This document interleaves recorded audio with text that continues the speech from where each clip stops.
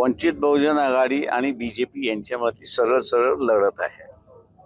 एनसीपीचा उमेदवार हा या रेसमध्ये कुठेच नाही अशी परिस्थिती आहे. बीजेपीचे असणारे 2 बळी या ठिकाणी आहेत. ते 2 बळी म्हणजे एक असणारा मुस्लिम समूह आणि दुसरा असणारा ख्रिश्चन.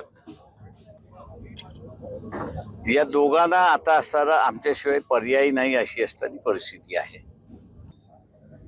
आणि आम्ही असं मानतोय त्या ठिकाणी की पैशाचा प्रभाव जर पडला नाही तर आम्ही 50% मतदान तरी त्याच्यातला उचलू अशी असणारी परिस्थिती आहे.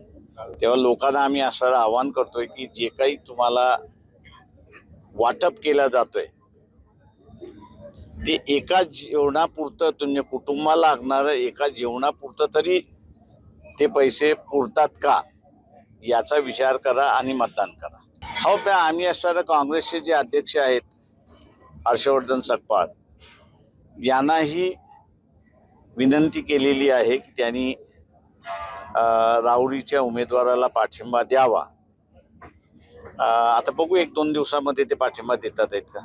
लोकसभेमध्ये ज्याला आपल्याला म्हणता येईल की बहुजनवादी चेहरा हा उभा राहायला सुरुवात झाला होता, त्या बहुजनवादी चेहऱ्याला दाबण्यासाठी 33% महिलांचं आरक्षण आलं होतं.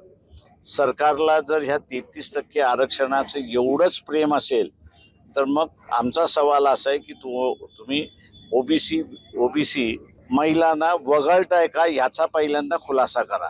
SC STचं आरक्षण आहे म्हणून त्या आरक्षणामध्ये महिलांचं आरक्षण येऊन जातं, त्याच्यामुळे निर्णय घेण्याची नाही.